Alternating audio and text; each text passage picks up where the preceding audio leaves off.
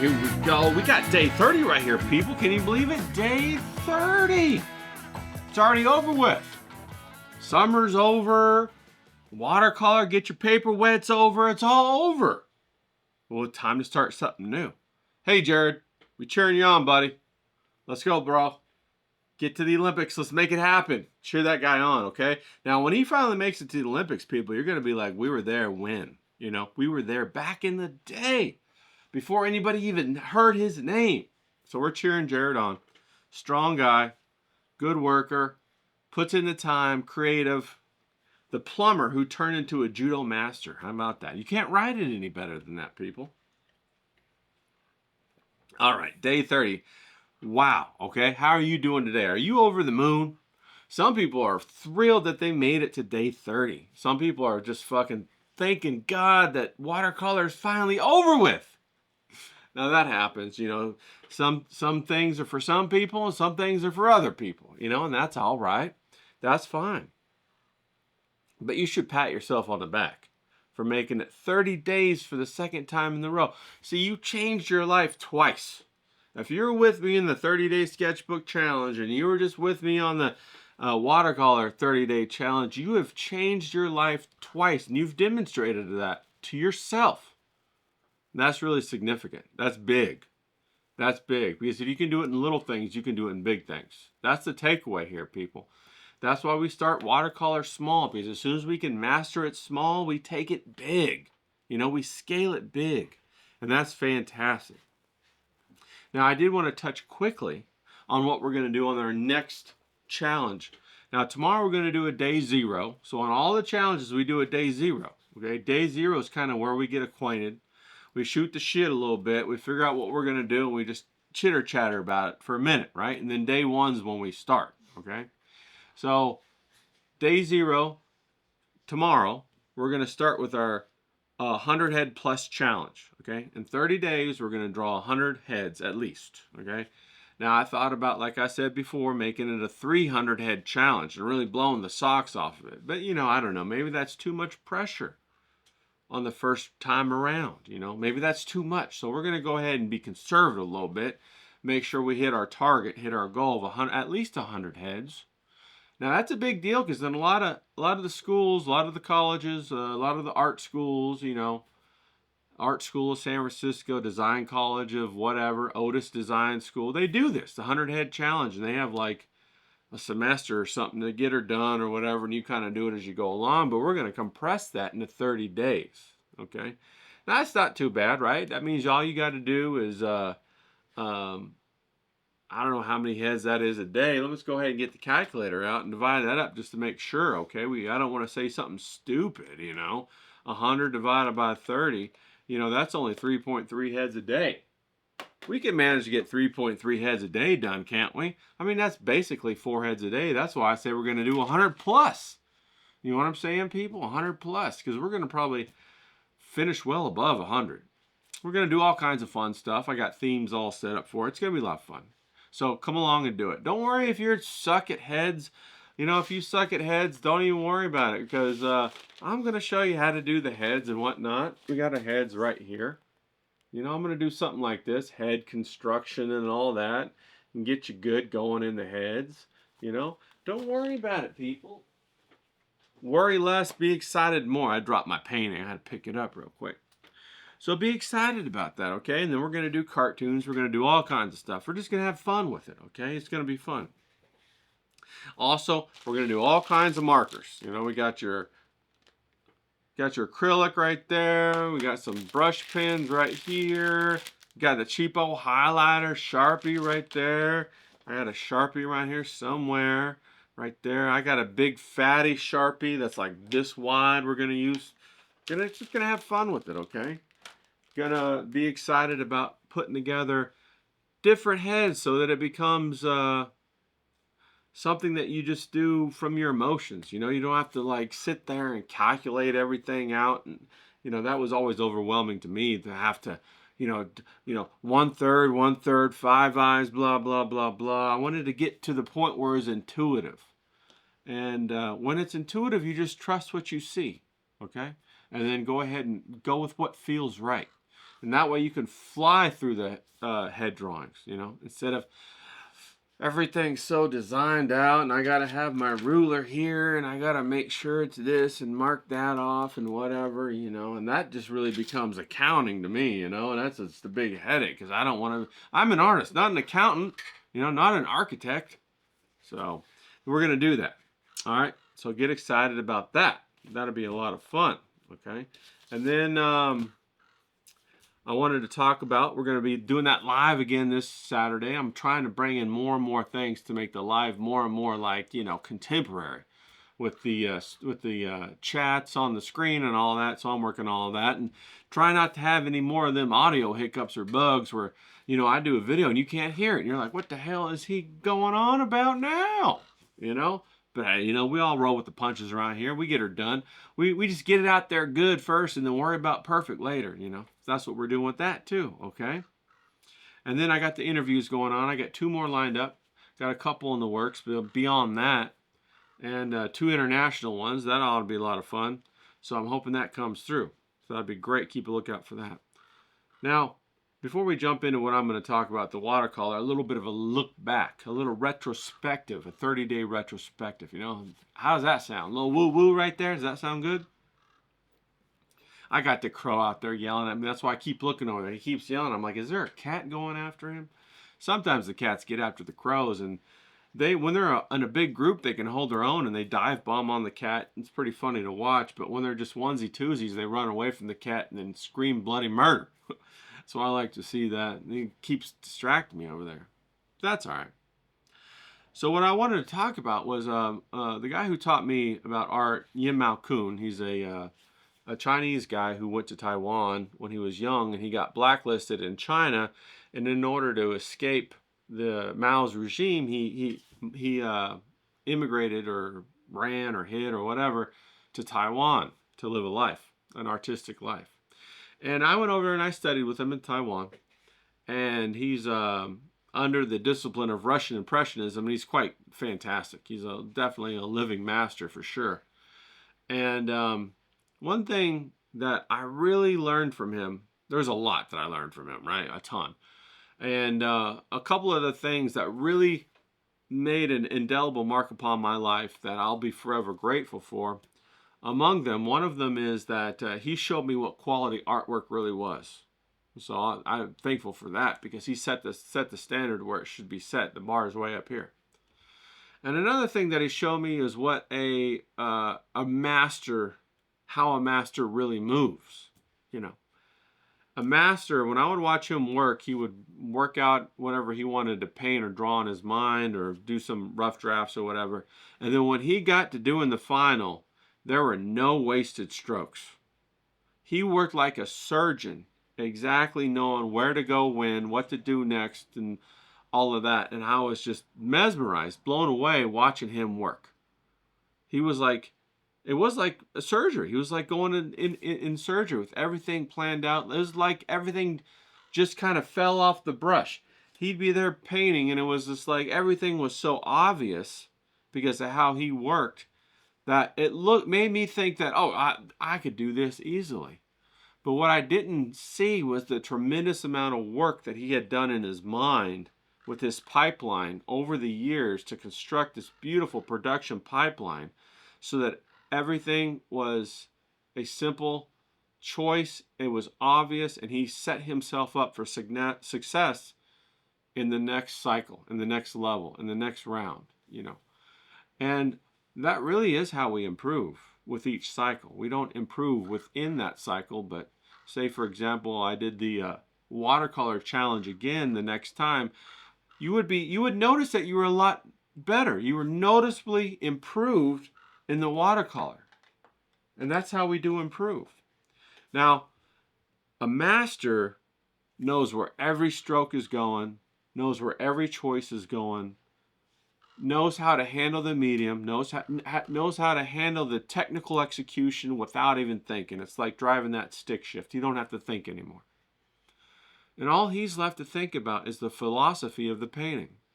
What is he trying to say on a philosophical standpoint, from his philosophical standpoint?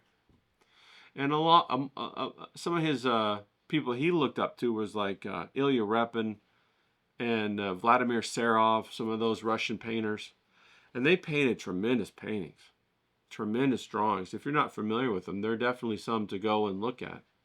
Isaac Leviton, a landscape painter, tremendous. Shishkin, tremendous painter, landscape painter.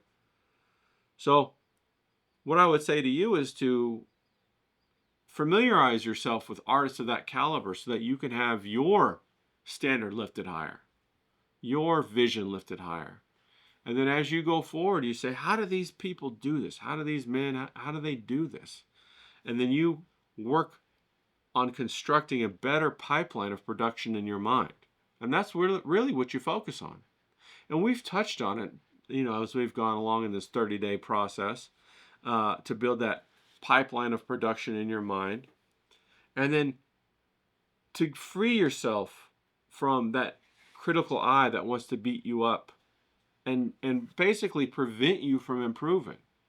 And instead, we've tried to make that critical eye an ally by having that critical eye be a watchdog on your production process, on the organization of your abstract thought process, and using that critical eye to be a perpetual energy machine, to become an obsession to drive you forward so it's easy, so that you don't have to carry the burden. And then your mind is freed up to tackle the philosophical matters that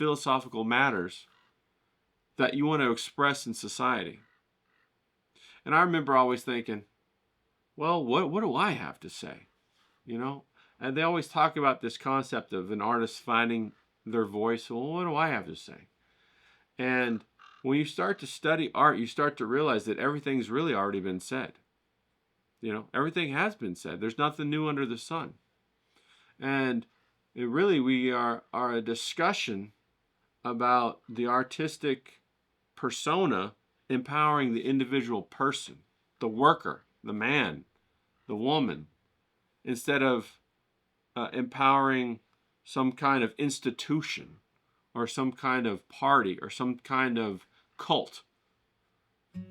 That's what an artist is picking up his brush, his pen, his, whatever medium they choose, their chisel for sculpting. That's what they're called to do, to be a soldier in that philosophical discussion about reminding people and standing against those things of tyranny, those things of propaganda, to empower the people who are on the bottom, to lift their heads up out of the mud and see that there is something more that they can reach for, something more that they can strive for, something more that they can elevate their life, even if it's just inside of their mind. Even if they live in abject poverty or filth, they can still rise up above that in their mind and then take that and give that as a gift to their children. That's what it's all about. That's what this refinement of your mind as an artist is about. That's what elevating your lifestyle is all about. And we can all do that because we have the capability in our mind to do that. That's where the war is waged.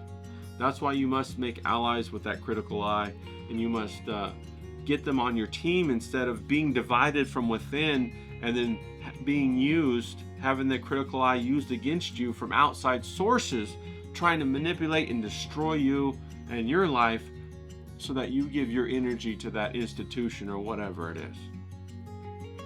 And Yim was, or is, a living testament of that.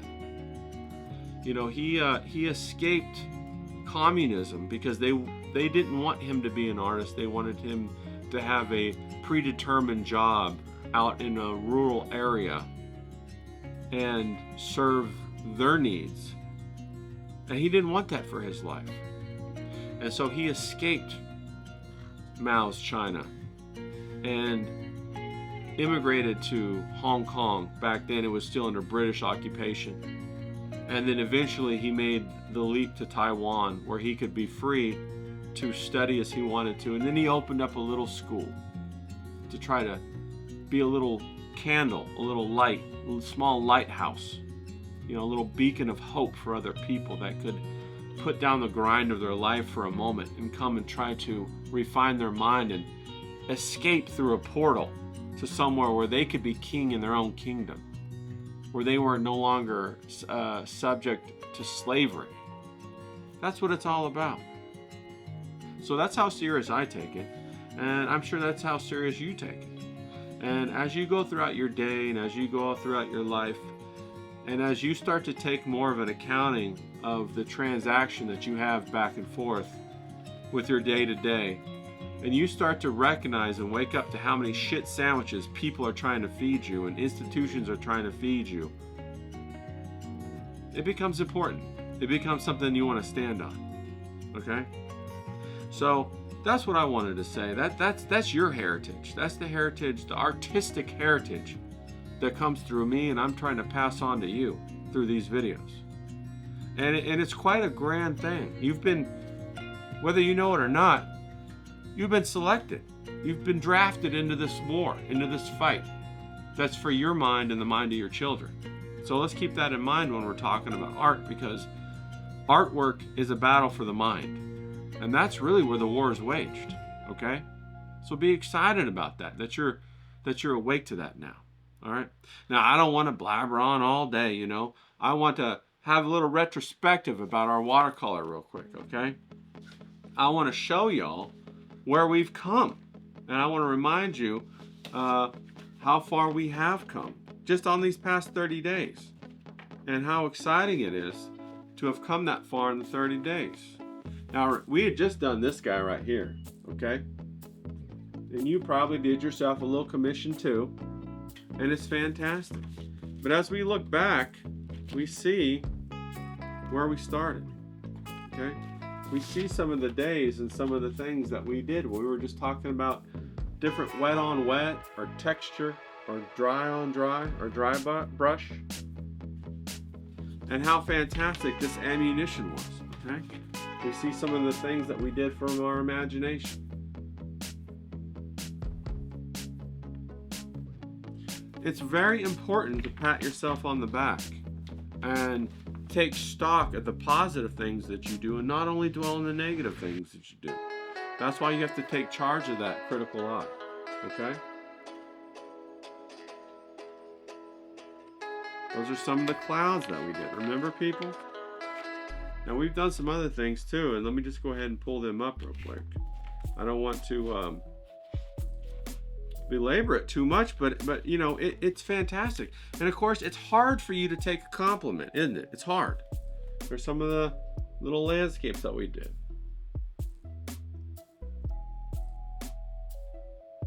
And I hope to some aspect that you've fallen in love with watercolor. And I hope you take it with you. And I hope you think about it, and I hope you break out those little, excuse me, those little squares, and I hope you do yourself some nice little landscapes, and I hope you have fun with it. You know, I hope you take those tools with you, and I hope you take those thought processes with you and apply them to your life. Now look back where we started, okay? We started right here.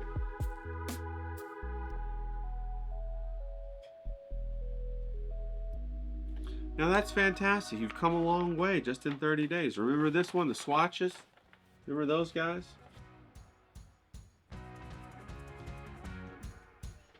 So I want you to pat yourself on the back, okay? I want you to be excited about it. And I want you to think about even taking it further and doing like little watercolor paintings. You know, I love waves.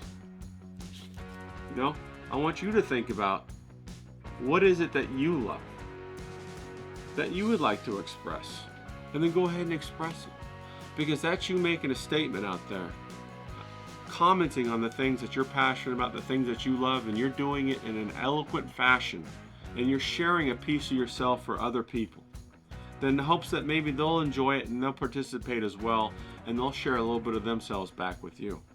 And that's what it's really about on this day 30. It's really about relationships and sharing passion and sharing like-mindedness.